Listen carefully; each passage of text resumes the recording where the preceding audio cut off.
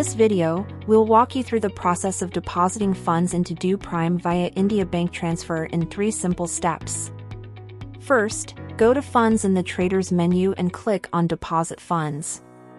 Then, select India Bank Transfer as your option and proceed.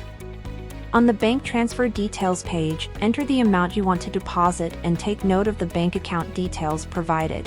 Complete the transfer using your banking app or via your local branch and be sure to save the payment receipt.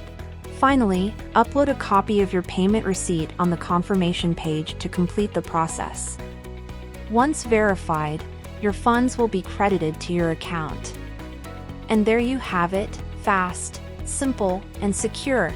Thank you for watching, and happy trading!